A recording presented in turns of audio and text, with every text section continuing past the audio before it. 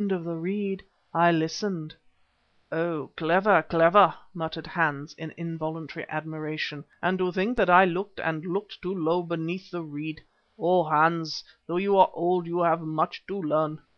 "Among much else I heard this," went on Komba in sentences so clear and cold that they reminded me of the tinkle of falling ice, "which I think is enough, though I can tell you the rest if you wish, O Mouth. I heard," he said in the midst of a silence that was positively awful, "our lord the Kalubi, whose name is Child of the god, agree with the white men that they should kill the god. How I do not know, for it was not said, and that in return they should receive the persons of the Mother of the Holy Flower and of her daughter, the Mother that is to be, and should dig up the Holy Flower itself by the roots and take it away across the water, together with the Mother and the Mother that is to be. That is all, O Motombo." Still in the midst of an intense silence, the Motombo glared at the prostrate figure of the Kalubi. For a long while he glared, then the silence was broken, for the wretched Kalubi sprang from the floor, seized a spear and tried to kill himself.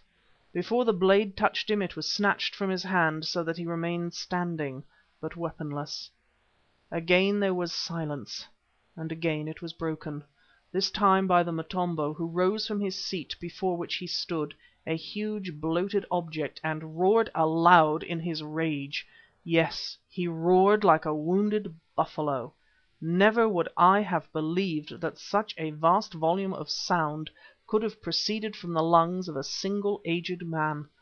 For fully a minute his furious bellowings echoed down that great cave, while all the Pongo soldiers, rising from their recumbent position, pointed their hands, in some of which torches still burned, at the miserable Kalubi on whom their wrath seemed to be concentrated, rather than on us, and hissed like snakes.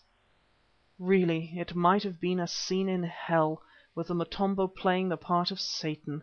Indeed, his swollen, diabolical figure supported on the thin, toad-like legs, the great fires burning on either side, the lurid lights of evening reflected from the still water beyond and glowering among the tree tops of the mountains, the white-robed forms of the tall Pongo bending, every one of them, towards the wretched culprit and hissing like so many fierce serpents, all suggested some uttermost deep in the infernal regions as one might conceive them in a nightmare. It went on for some time, I don't know how long, till at length the Motombo picked up his fantastically shaped horn and blew. Thereon the women darted from the various doorways, but seeing that they were not wanted, checked themselves in their stride and remained standing so, in the very attitude of runners about to start a race.